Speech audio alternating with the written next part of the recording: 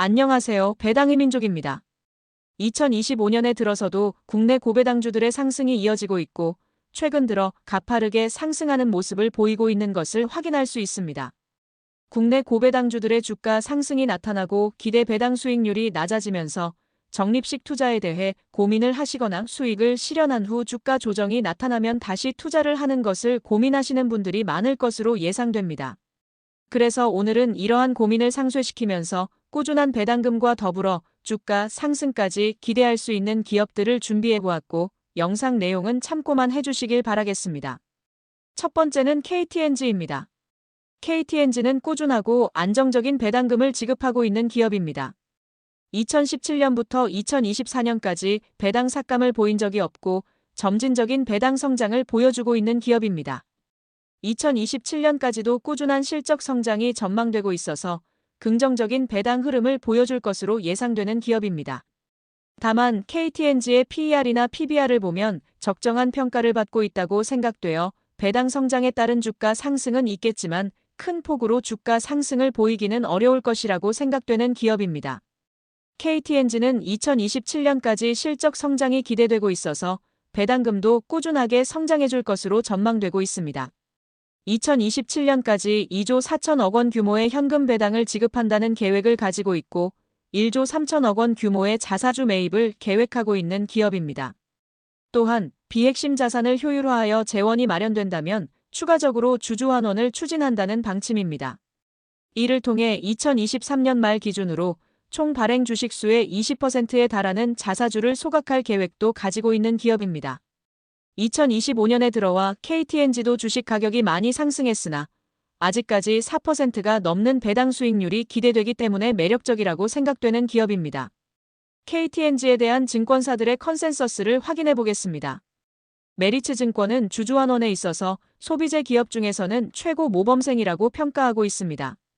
유안타증권은 KTNG의 강점은 수익성과 함께 업계 최고 수준의 주주환원 정책이라고 평가하고 있습니다. KB증권은 인도에서 사업 확장 등으로 인해 하반기에는 더 좋아질 기업이라고 평가하고 있습니다.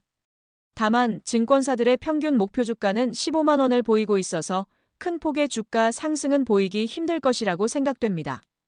두 번째는 현대차입니다. 현대차도 꾸준하게 배당금을 지급해오고 있지만 2020년에 배당 삭감을 보였던 적이 있습니다. 그래도 2021년부터 다시 배당 성장을 보여주고 있으며 4년 만에 배당금이 4배로 성장한 기업입니다. 2025년 실적은 전년 대비 감소할 것으로 전망되고 2027년까지 크게 개선되기 힘들 것으로 보여지고 있습니다.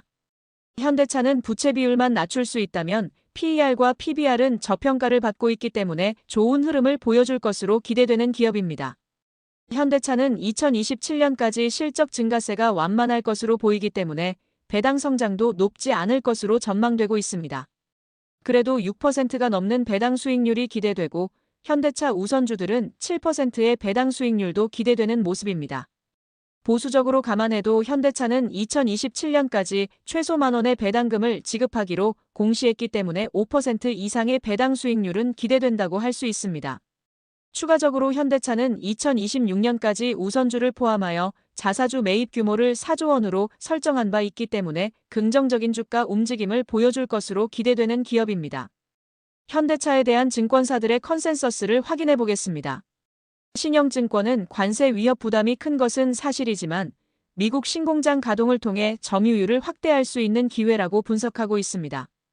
NH투자증권은 통합 모빌리티 솔루션 역량을 보유하고 있고 미래 전략이 튼튼하다고 평가하고 있습니다. 삼성증권은 팰리세이드 하이브리드 출시를 통해 토요타가 독점하고 있는 시장에 진입하면서 점유율 확대가 가능할 것이라고 평가하고 있습니다.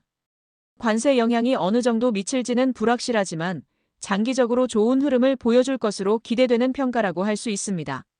세 번째는 포스코홀딩스입니다. 포스코홀딩스도 꾸준하게 배당금은 지급하고 있으나 2022년부터 2년 연속 배당 삭감을 보였던 적이 있는 기업입니다. 2021년에 최대 실적을 기록한 이후 2024년까지 계속해서 실적 감소를 보여오고 있는 기업입니다.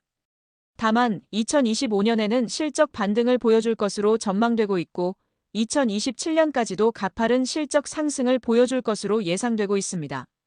포스코홀딩스의 부채 비율은 양호한 모습이고 PBR도 저평가를 받고 있다고 생각됩니다. 다만 철강 산업이 부진한 모습을 보이고 있기 때문에 좋지 않은 모습을 보이고 있다고 생각됩니다. 포스코홀딩스는 2021년부터 2년 연속 배당 삭감을 보였지만 2023년과 2024년에는 한 주당 만원의 배당금을 지급한 바 있습니다. 2025년까지도 최소 만원의 배당금을 지급하기로 공시한 바 있고 자녀 재원이 있다면 추가적으로 환원한다는 방침을 가지고 있습니다. 2027년까지 꾸준한 배당금이 전망되고 있고 최소 배당금 설정으로 4% 정도의 배당 수익률이 기대되기 때문에 배당금을 받으면서 철강 산업이 좋은 흐름을 보여줄 때까지 기다린다면 주가 상승까지 기대를 해볼 수 있는 기업이라고 생각됩니다. 포스코홀딩스에 대한 증권사들의 컨센서스를 확인해 보겠습니다. 삼성증권은 하반기에도 2차전지 소재보다는 철강 사업에서 긍정적인 기회를 엿볼 수 있을 것이라고 평가하고 있습니다. 유진투자증권은 판재료 수출 및 내수 점유율 확대에 대한 기대감이 있다고 평가하고 있습니다. 다올투자증권은 중국 후판에 대해 잠정 관세 부과가 시작되었고 2027년에는 리튬 사업에서 흑자 전환이 기대된다고 분석하고 있습니다. 개인적으로도 중국 후판에 대해 잠정 관세가 부과되고 가격적으로 메리트가 생긴다면 천천히 좋은 흐름을 보여줄 것으로 기대하고 있습니다. 네 번째는 두산밥켓입니다. 두산밥켓은 2020년에 배당금을 지급하지 않았던 적이 있지만 2021년부터는 꾸준하게 배당금을 지급해오고 있는 기업입니다. 2024년에도 실적이 전년 대비 크게 감소했으나 2025년에도 실적 감소가 전망되고 있습니다. 다만 2026년에는 실적 반등이 전망되고 있고 2027년에도 실적 성장을 보여줄 것으로 예상되는 기업입니다. 두산밥켓의 PER과 PBR은 저평가를 받고 있다고 생각되고 부채 비율도 양호한 모습을 보여주고 있어서 전망치대로 실적 반등을 보여준다면 주가 상승을 충분히 기대해봐도 좋을 것 같다는 생각입니다. 두산밥켓은 2027년까지 주주 환원율 40%를 목표하고 있고 최소 1,600원의 배당금을 설정한 바 있습니다. 또한 2025년부터는 분기 배당을 실시하고 있어서 주주 친화적인 모습을 보여주고 있다고 생각됩니다. 개인적으로 2025년까지는 1,600원의 배당금을 지급할 것으로 보이지만 2026년부터는 배당 성장을 보여줄 수 있을 것으로 예상되어 긍정적인 흐름을 보여줄 것으로 보입니다. 주가 상승이 기대되면서 3%가 넘는 배당 수익률을 얻을 수 있기 때문에 매력적인 기업이라고 생각됩니다. 두산밥켓에 대한 증권사들의 컨센서스를 확인해 보겠습니다. 키움증권은 하반기 북미 시장에서의 수요 반등을 기대한다고 분석하고 있습니다. 유안타증권은 하반기 글로벌 경기 회복과 관세 영향 완화 여부가 중요하다고 분석하고 있습니다. 삼성증권은 다른 건설기계 업체 대비 관세 우려에 대해 상대적으로 안전하다고 분석하고 있습니다. 증권사들의 평균 목표 주가는 57,000원을 보이고 있어서 당장에는 주가 상승에 대한 기대감이 높지 않지만 하반기에 좋은 모습을 보여준다면 충분히 기대를 해봐도 좋을 것 같다는 생각을 가지고 있습니다. 마지막은 현대글로비스입니다. 현대글로비스는 꾸준한 배당금을 지급하고 있고 2021년부터 가파른 배당 성장을 보여주고 있는 기업입니다. 2024년에는 무상증자를 진행하면서도 배당 성장을 보였기 때문에 긍정적인 모습을 보였다고 할 수 있습니다.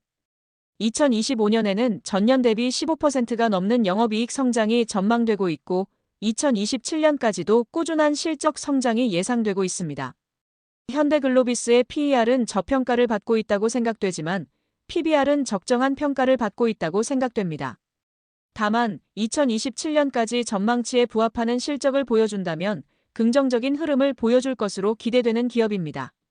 현대글로비스는 2027년까지 전년 대비 배당금을 최소 5% 상향시킨다는 계획을 가지고 있습니다. 또한 연결순이익 기준 배당 성향을 최소 25% 이상을 목표하고 있어서 전망대로 흘러가줄 것으로 예상되는 기업입니다. 2025년에도 배당금이 큰 폭으로 상향될 것으로 전망되고 있고 2027년까지도 꾸준한 배당 성장이 기대된다고 할 수 있습니다. 보수적으로 감안해도 3%가 넘는 배당 수익률을 얻을 수 있으면서 주가 상승에 대한 기대감도 있기 때문에 긍정적으로 검토하고 있는 기업입니다. 현대글로비스에 대한 증권사들의 컨센서스를 확인해 보겠습니다. 신한투자증권은 우려 대비 단단한 펀더멘털을 보유하고 있고 훼손되지 않은 성장 포인트가 있다고 분석하고 있습니다. LS증권은 뚜렷한 실적 성장세에 주목할 필요가 있다고 분석하고 있습니다. 대신증권은 관세와 USTR 규제에 따른 불확실성이 있지만 해소는 시간 문제라고 평가하고 있습니다. 증권사들의 평균 목표 주가는 17만 원을 보이고 있어서 주가 상승 여력이 있다고 볼 수 있습니다. 다만 관세와 USTR 규제에 대한 불확실성이 남아있기 때문에 추가적으로 분석을 해보시는 것이 좋다고 생각됩니다. 지금까지 개인적으로 안정적인 배당금이 전망되면서 주가 상승에 대한 기대감이 있는 기업들을 확인해 보았습니다. 오늘 확인한 기업 외에도 SK, 서호전기, 기아, 삼성전자도 지켜보고 있는 기업입니다. 최근 들어 고배당주들의 주가 상승이 가파르다 보니 많은 고민이 되시리라 생각됩니다. 저는 개인적으로 안정적인 성향을 가지고 있다 보니 3% 이상의 배당 수익률을 보이면서 주가 상승을 기대할 수 있는 기업들을 찾아보고 있습니다. 이처럼 각자의 투자 성향에 맞춰서 투자 방향성을 잡아가시면 좋은 결과가 있으리라 생각됩니다. 오늘 영상 내용은 참고만 해주시길 바라고 영상 내용이 도움이 되셨다면 구독과 좋아요 부탁드리겠습니다. 오늘도 영상 끝까지 시청해주셔서 감사합니다.